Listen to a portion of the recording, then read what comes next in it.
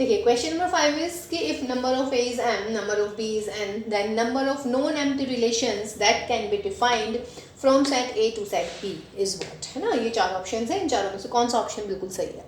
तो देखिए गाइस, ये डायरेक्ट फॉर्मूला होता है हमारा कि number of relations from A set a to the set b, total number of relations कितनी होती है 2⁻mn, ओके। और इसमें हमारा एम्प्टी रिलेशन भी होता है 5। अब वो किसके बारे में बात कर रहे हैं, नॉन एम्प्टी। तो उसका मतलब है इन टोटल रिलेशंस में से आप एम्प्टी रिलेशंस को, एम्प्टी रिलेशन यानी कि एक रिलेशन कम कर दीजिएगा, तो आपके पास में क्या आने वाली है, नॉन एम्प्टी रिलेशन।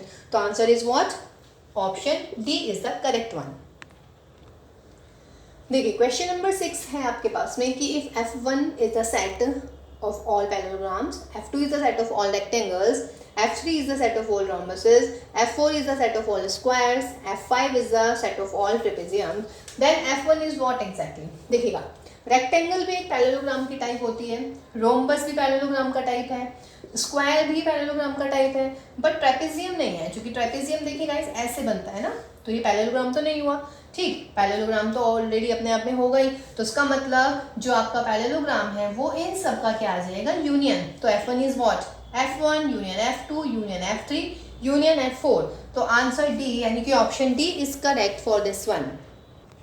देखिए गाइस, नेक्स्ट क्वेश्चन है आपके पास में कि find the domain of this question, है ना। आंसर्स आर दीज, है ना। तो अंडर रूट के अंदर कब पॉसिबल होता है कि एग्जिस्टेंस होनी चाहिए, जब अंडर रूट के अंदर ग्रेटर देन और इक्वल टू 0 आ जाए आपके पास में।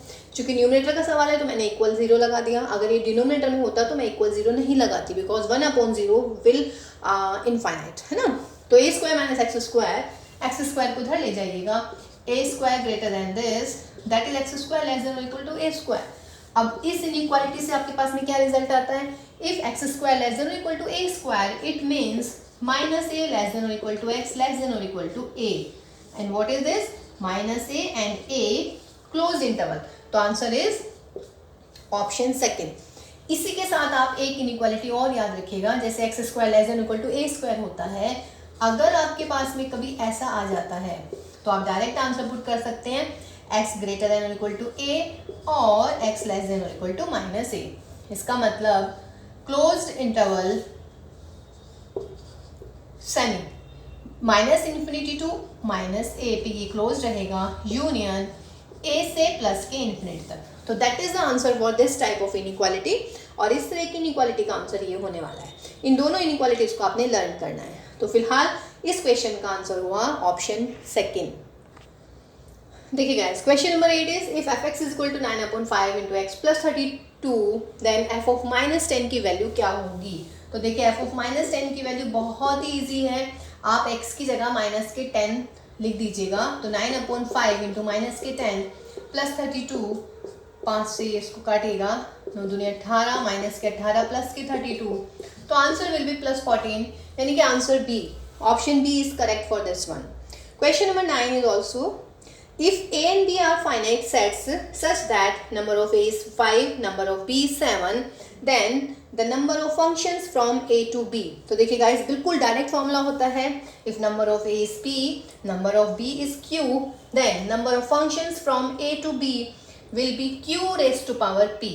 तो फिलहाल यहाँ पर नंबर ऑफ b कितने हैं भाई, 7। तो फिलहाल q की वैल्यू 7 है और नंबर ऑफ a's कितने हैं, नंबर ऑफ a's 5, तो 7 रेज टू पावर 5, तो दैट इज योर आंसर। तो इसका मतलब है क्वेश्चन नंबर 9 का ऑप्शन 1 इज करेक्ट। देखिए question number 10 is find the value of i plus i raise power 10 plus i raise power 20 plus i raise power 30। Okay, तो देखिएगा इससे पहले आपको ये पता होना चाहिए कि i स्क्वायर की वैल्यू -1 होती है, i क्यूब की वैल्यू हो जाएगी माइनस के i, because i cube will be what, i square into I, और i स्क्वायर इज -1, तो -1 into I that is -i। i की पावर 4 की वैल्यू 1 होती है, इसका मतलब 4 के जितने मल्टीपल होंगे i की पावर में, उनका आंसर आने वाला है हमारा 1। तो अब इस नॉलेज को ध्यान में रखते हुए हम इस क्वेश्चन को करते हैं। i plus i rest power 10 को मैं लिख सकती हूँ 4 दूनी 8 और प्लस के 2, i की पावर 20 को लिख सकती हूँ 4 5 जा, और i की पावर 30 को 4 7 जा और प्लस के 2, तो दैट इज i की पावर 4 का square into I square plus i की पावर 4 की पावर 5, i की पावर 4 की पावर 7 इंटू में आई स्क्वायर। i की पावर 4 आपका 1 हो गया, और ये प्लस है सॉरी, और i square -1 plus this is 1, this is again 1 और इंटू -1. तो I -1 plus 1 minus 1 plus 1 minus 1 गया. तो आंसर इज I -1. इसका मतलब option 4 is correct for question number 10. देखिए question number 11. If z is a complex number then इनमें से कौन सा करेक्ट है. और ये आपका रिजल्ट बेस्ड क्वेश्चन है.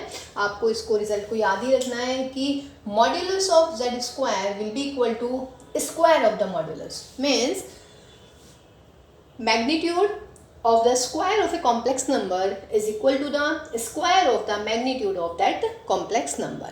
Okay guys, modulus means. ठीक है, तो उसका मतलब option second is correct for question number 11. Now question number 12 is if fz is equal to this and z is given to you 1 plus 2i, then modulus of fz is what? तो modulus of fz, तो देखिए modulus of fz इसमें एक property use हो जाएगी कि यदि आपको ऐसे मॉड्यूलस निकालना होता है तो उसका मतलब न्यूमरेटर का मॉड्यूलस आप अलग कर दीजिएगा और डिनोमिनेटर का मॉड्यूलस आप अलग कर दीजिएगा. तो यहाँ पर आपको क्या करना है, z की वैल्यू रख देते हैं. तो 7 माइनस 1 ये माइनस के 2i हो जाएगा. 1 माइनस 1 प्लस 2i का होल स्क्वायर एंड मॉड्यूलस अलग अलग कर देते हैं. This modulus. तो सॉल्व दिस. साथ में से गया 6. तो 6 माइनस 2i का modulus upon 1 minus 1 that is 4i square minus के 4i square and again minus के 4i. ये कैंसिल हो जाएगा. तो 6 माइनस 2i का मॉड्यूलस अपॉन i स्क्वायर की जगह माइनस के 1 करेंगे तो 4 माइनस 4i का मॉड्यूलस को सॉल्व कर लेते हैं. 6 का स्क्वायर यानी कि 36 और प्लस के 4 यानी कि अंडर रूट में और 4 चौक 16 और भाई यहाँ पे भी 4 चौक 16. तो इसका मतलब अंडर रूट ऑफ 40 और ये हो गया मेरा 32. सॉल्व कर लेते हैं. 8 पंजे 40, 8 चौक 32. इसका मतलब रूट 5/2 ये इसका आंसर आया. लेकिन आप देख रहे हैं ऑप्शन में नहीं है ऐसा कुछ भी. ऑप्शन में मॉड्यूलस z की फॉर्म में है. तो क्यों ना आप मॉड्यूलस z भी निकाल लीजिएगा. देखिए z है आपके पास में 1 प्लस 2i. तो मॉड्यूलस ऑफ z कितना 1 प्लस 4 ए स्क्वायर प्लस बी स्क्वायर होता है ना. तो 1 प्लस 4 यानी कि रूट 5. रूट 5 की जगह मॉड्यूलस ऑफ z कर देते हैं. तो मॉड्यूलस ऑफ z/2. तो आंसर 1 यानी कि ऑप्शन 1 इज करेक्ट. देखिए गाइस क्वेश्चन नंबर 13 इज कि the solution of this equation. कौन सा है इसका सॉल्यूशन. ठीक है, तो आपके पास में जो क्वेश्चन है इसको करने के दो तरीके हैं मेरे पास में. माइनस के 9 इज 0. देखिए पहला तरीका है इसके फैक्टर कर लेते हैं. इसको मैं लिख सकती हूँ 9i square because i square की वैल्यू होती है माइनस की 1. तो ये माइनस को मैंने प्लस में चेंज कर दिया. अब अगर आप देखेंगे तो ये है x प्लस 3i का होल स्क्वायर. और जब आप इसको सॉल्व करेंगे तो x की दो वैल्यूज आ जाएंगी और दोनों आइडेंटिकल यानी कि x is equal to minus के 3i एंड माइनस के 3i. तो ऑप्शन बी इज करेक्ट. या फिर अगर आपको नहीं आ रहा याद कि भाई i स्क्वायर की वैल्यू -1 रख देते हैं तो इसमें भी कोई इशू नहीं है इतना बड़ा. आप इसको कैसे करें, आप कर लीजिएगा शीर्घाचार्य से इसको सॉल्व. शीर्घाचार्य से सॉल्व मीन्स डिस्क्रिमिनेंट वाले मेथड से. तो माइनस के b plus minus b square यानी कि 36i स्क्वायर माइनस के 4 इंटू a इंटू सी और इसका अंडर रूट अपॉन में 2a यानी कि 1. तो माइनस के 6i plus minus i square की जगह माइनस के 1 और ये प्लस के 36. तो दिस विल कैंसिल आउट 0. तो माइनस के 6i/2 यानी कि माइनस के 3i. ठीक है ना. तो या तो ऐसे कर लीजिएगा या फिर इसको आप ऐसे कर लीजिएगा. Question number 14 is if tan theta is equal to 1/2 and tan phi is equal to 1/3 then find the value of theta plus phi. तो देखिए अगर इस टाइप का क्वेश्चन आता है तो हम tan थीटा प्लस फाई ही निकालते हैं.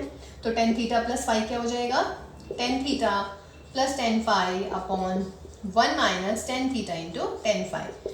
देखिए क्योंकि tan थीटा और tan फाई की वैल्यू मुझे गिवन है तो इसलिए ये फॉर्मूला हमने अप्लाई किया. तो tan थीटा की वैल्यू रख देते हैं 1/2. ये चलिए tan फाई लिखा है मैंने तो 1/3 लिख दिया यहाँ पे. 1/2 minus this. Solve this. LCM लेंगे तो ऊपर आ जाएगा 5/6 और यहाँ पर 1 माइनस 1/6. 5/6 यहाँ पर भी एलसीएम लेंगे 5/6. तो आंसर इज व्हाट 1. और 1 को आप क्या लिख सकते हैं tan π/4. तो इसका मतलब tan theta plus phi is equal to that. तो इसका मतलब answer is theta plus phi is equal to π/4. तो ऑप्शन डी इज करेक्ट.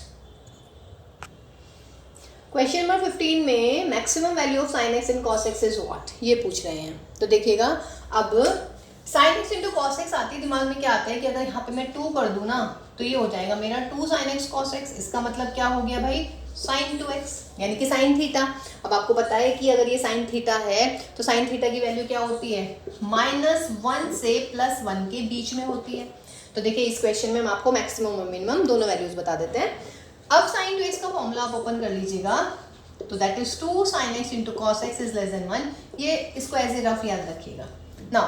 अब मुझे सिर्फ sin x cos x चाहिए, यहाँ पे 2 है तो मैं 2 से डिवाइड कर देती हूँ, तो यहाँ मुझे मिल जाएगा sin x into cos x less then 1/2। और ये मेरी वो वैल्यू है जिसकी मुझे मैक्सिमम या मिनिमम वैल्यू फाइंड आउट करनी है। तो देखिएगा 1/2 से कम होंगी सारी वैल्यूज़ और माइनस की 1/2 से ज़्यादा होंगी। तो उसका मतलब माइनस की 1/2 is the minimum value and plus की 1/2 इज़ द मैक्सिमम वैल्यू। तो answer is what, option D is correct.